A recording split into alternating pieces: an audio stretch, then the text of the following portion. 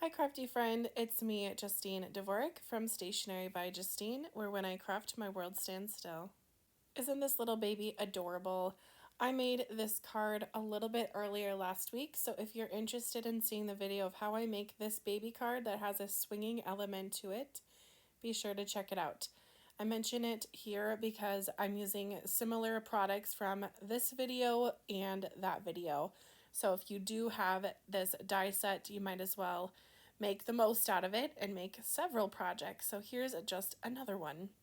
Now this die set, really this collection, the Little Smiles collection, is one that you want in your craft room from Spellbinders if you are making baby cards.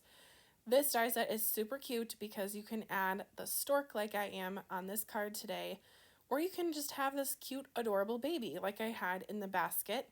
You can have different animals, and you can either choose to dress up the baby to make it look like maybe a baby that you know or a baby that you think would be cute on a card. You can have it match the pattern paper. There's a lot of like little extra goodies with this set, like cute headbands and hats and socks. Everything just adorable and cute.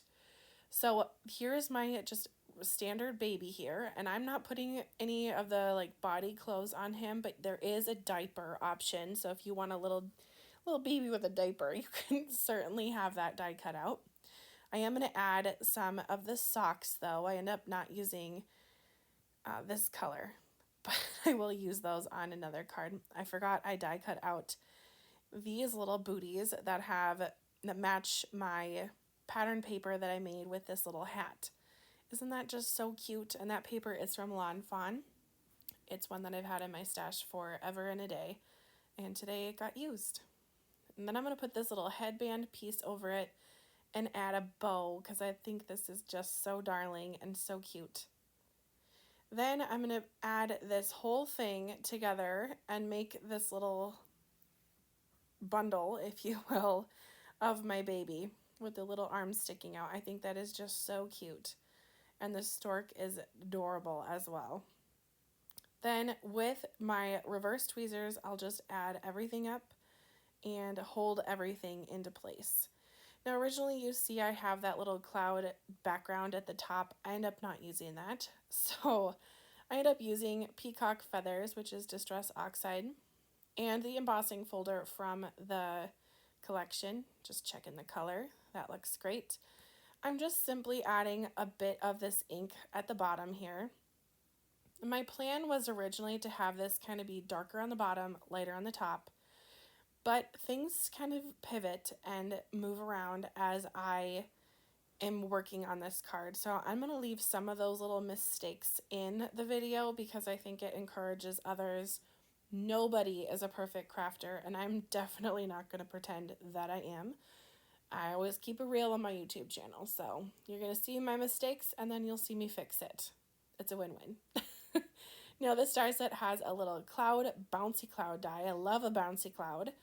And I'm going to go ahead and cut that out. Boom, there it is. I'll just use some white scrap paper from my stash.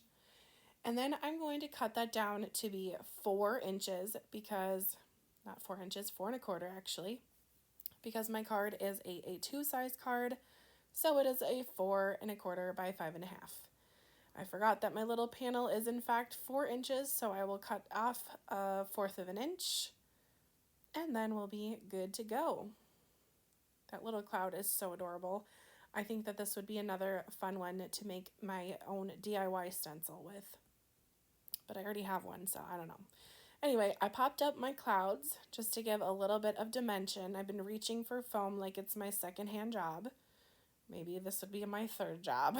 If you didn't know, I'm also a kindergarten teacher and a card maker / designer, whatever you want to call it. I'm not into titles, but yeah, I love foam. I think it is just so fun to add dimension on projects, give little shadows, and it's fairly cheap for an adhesive in my opinion, so why not? Speaking of adhesive, I am very seriously considering getting one of the glue presses. And if you, from the My Sweet Petunia, if you have that, I would love to let me know in the comments how it works for you. Do you like it? Is it worth the money? Because I am a crafter who does not like to spend $1 million on things, especially if I have something that will work. I mean, my glue bottle does work, but I'm getting hand fatigue, and I don't know if it's just getting older or whatever, but I am seriously considering getting that glue press, and I want to know your thoughts. Speaking of foam, I'm going to pop up the baby, and that is simply just to match the depth of the stork. I don't want the stork to be popped up and then have the baby be flat against the background. And then again, I'm using my reverse tweezers for everything. I don't know how I can craft without these things. Let me know in the comments if you are similar to me in that way. I have a couple reverse tweezers, but if one of the card brands came out with like a neon orange or pink or neon green, I would buy that reverse tweezers in a heartbeat because I lose these all the time on my desk because they're sad gray, which you know how I feel about sad gray if you've been around my channel for a while. Anyway, this little stork needed a hat because he is an official deliverer. I think the little hat just makes this card look so adorable. I am all about it. All right, I'm going to cut this down to be a little bit smaller. And now this is where my first mistake happens. Are you ready? Chop. Oops, when I cut that, look. Yeah, it made everything very bumpy on the bottom. I'm not sure if you can even see, but look at the very bottom of the card. It made it bumpy, and in person it looked rough. So I'm going to grab my salvaged patina and ink blend right on top, and yes, I have foam underneath, so nothing is going to come out smooth, but that is my life. And then I'm going to add another cloud layer over that, and that will give a clean look to the bottom of my card. Crisis averted. Plus, now I have more dimension. I think that sometimes these happy little mistakes, as Bob Ross calls them, like happy little accidents, or happy little trees is what he said, but it's an opportunity to make it better. So that's what I went with, and we're good. Everything's fine.